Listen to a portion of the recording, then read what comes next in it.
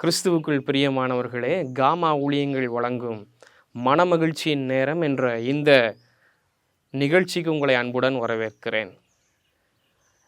லூக்கா எழுதின சுவிசேஷத்தின் 13ஆம் அதிகாரத்தின் 16ஆம் வசனத்தில் ஆண்டவராகிய கர்த்தர் ஒரு வார்த்தையை சொல்லுவார். இதோ சாத்தான் 18 வருஷமாய் கட்டியிருந்த ஆபிரகாமின் குமாரத்தியாகிய இவளை இந்த ஓய்வு நாளில் கட்டவிழ்த்து விட வேண்டியதில்லையா என்று ஒரு கேள்வியை கேட்பார். என் ஆண்டவராகிய கர்த்தர் நம்முடைய கட்டுகளை விடுதலையாக்குகிற ஆண்டவராக இருக்கிறார். பாருங்கள், ஒரு அடிமைத்தனம் என்பது எவ்வளவு வேதனையான ஒரு காரியம். சமீபத்தில் நான் வடகொரிய தேசத்தை பார்த்து அதிகமான செய்திகளை நான் கேள்விப்பட்டு கொண்டிருந்தேன். அங்குள்ள மக்களுக்கு சரியான சுதந்திரம் இல்லை.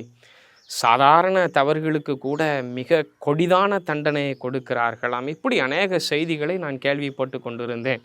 அந்த நாட்டிலிருந்து அநேகர் வெளியே வர வேண்டும் என்று விரும்புகிறார்கள், ஆனால் முடியவில்லை. பாருங்கள், அப்படிதான் அடிமைத்தனம் அவ்வளவு கொடிதான ஒரு காரியம்.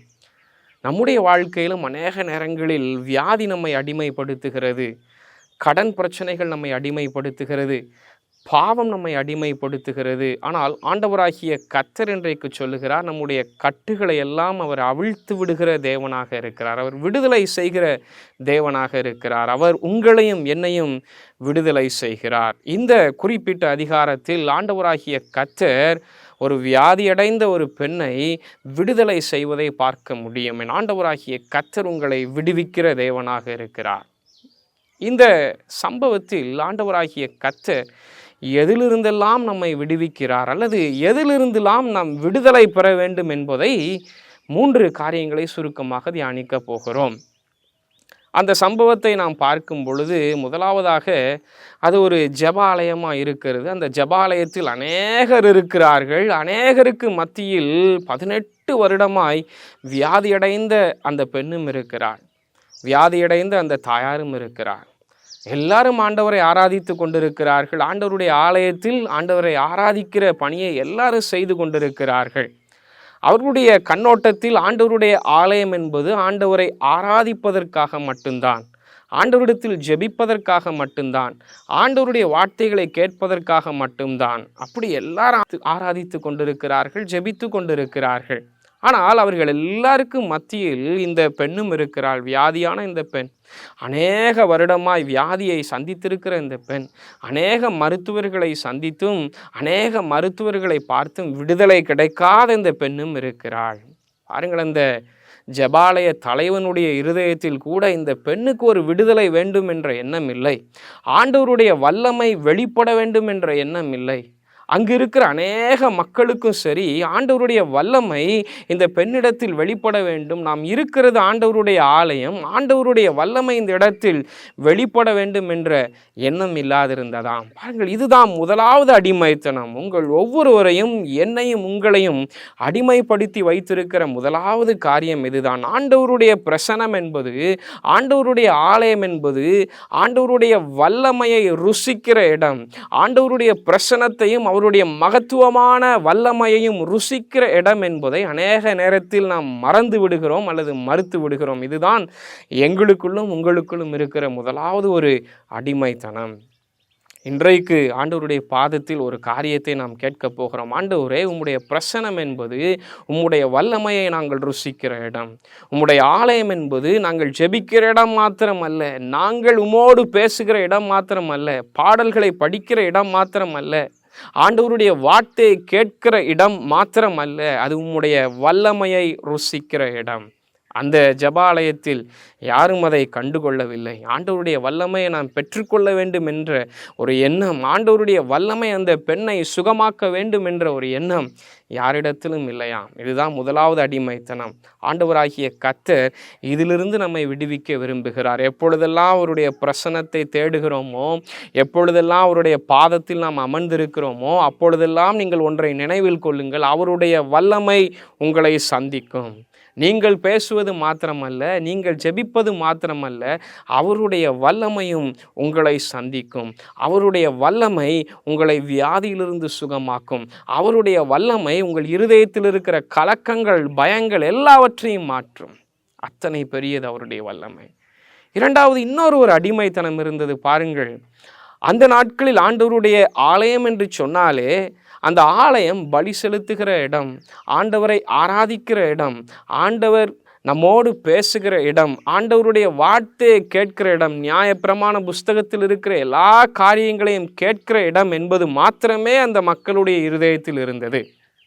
ஆனால் ஆண்டவர் அந்த நாளில் ஆலயத்திற்குள் பிரவேசித்து ஒரு பெரிய மாற்றத்தை உண்டு பண்ணுகிறார்.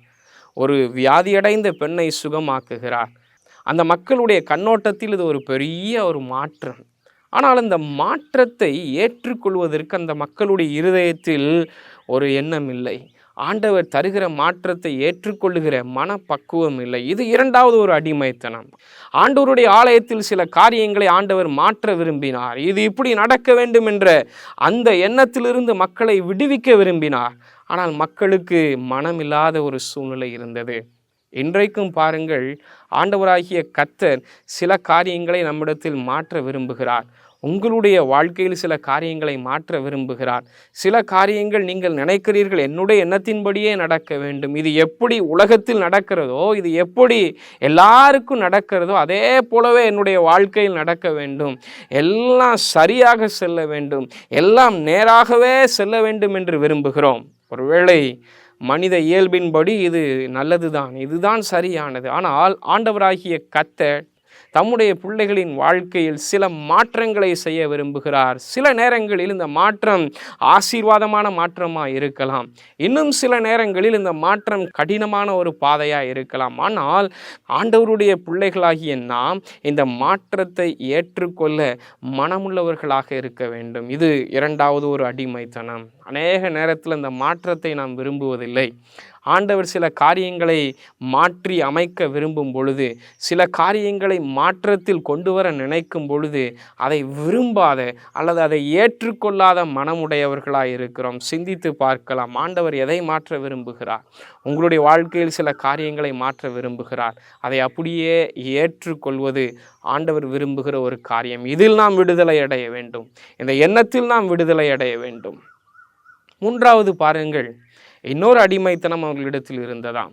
அந்த ஆலயத்தில் பாருங்கள், ஆண்டவர் அற்புதத்தை செய்தார். அந்த ஜெப ஆலயத்தில் ஆண்டவர் செய்த அற்புதத்தை அநேகர் பார்த்தனர். ஆனால் அந்த ஜெபாலயத்தில் 2 கூட்டம் இருந்ததாம். ஒரு கூட்டம் ஆண்டவர் செய்த அற்புதத்தை குறித்து, எப்படி இந்த அற்புதத்தை அவர் செய்தார், எப்படி இதை செய்திருக்க முடியும் என்று வெட்கப்பட்ட ஒரு கூட்டம்.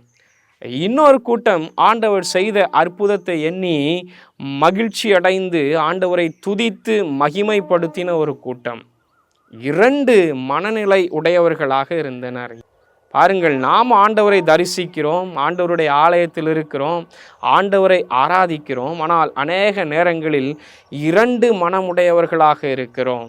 ஆண்டவருடைய பிரசனத்தில் அமர்ந்திருக்கும் பொழுதே 2 மனநிலை உள்ளவர்களாக இருக்கிறோம். ஒரே நேரத்தில் செயல்படுகிறது. சில நேரத்தில் ஆண்டவரை துதிக்கிறோம், ஆண்டவரை மகிமைப்படுத்துகிறோம். அதே நேரத்தில் சில காரியங்களை யோசிக்கும் பொழுது, ஆண்டவர் இது ஏன் என்னுடைய வாழ்க்கையில் நடக்கிறது, இது ஏன் என்னுடைய வாழ்க்கையில் சம்பவிக்கிறது என்று சில நேரத்தில் ஆண்டவரை மறுதலிக்கிறோம். சில நேரத்தில் அவிசுவாசமான காரியத்தை செய்கிறோம். 2 மனநிலையுடையவர்களாக இருக்கிறோம். இதுவும் ஒரு அடிமைத்தனம். ஆண்டவர் உங்களுடைய வாழ்க்கையில் அற்புதத்தை செய்ய வேண்டும் என்றால் நம்முடைய இருதயத்தில் ஒரே மனநிலை உள்ளவர்களாக இருக்க வேண்டும். ஒன்றையே நாம் சிந்திக்க வேண்டும். என் ஆண்டவராகிய கர்த்தர் எனக்கு நல்லதையே செய்வார். என் ஆண்டவராகிய கர்த்தர் எனக்கு எதை செய்தாலும் அது நன்மையாகவே முடியும். இந்த ஒரே எண்ணம் இருக்கிறதா? இது ஒரு அடிமைத்தனம். இன்றைக்கு நம்மை சிந்தித்து பார்க்கலாம். இந்த நாளில் எப்படி என்னுடைய மனது இருக்கிறது, எப்படி நான் ஆண்டவரை தரிசித்து கொண்டிருக்கிறேன், 2 மனநிலை உள்ளவனாக தரிசித்து கொண்டிருக்கிறேனா, அல்லது ஒரே காரியத்தை நான் சிந்தித்து கொண்டிருக்கிறேனா? கண்களை மூடி செபிக்கலாம். ஆண்டவரே, எங்களை நீர் விடுவிக்கிற தகப்பனாக இருக்கிறீர். எங்களுடைய இருதயத்தில் அநேக காரியங்கள் உமக்கு பிரியமில்லாததாக இருக்கிறது ஆண்டவரே. அநேக நேரத்தில் மாற்றத்தை விரும்பாதவர்களாக இருக்கிறோம் ஆண்டவரே.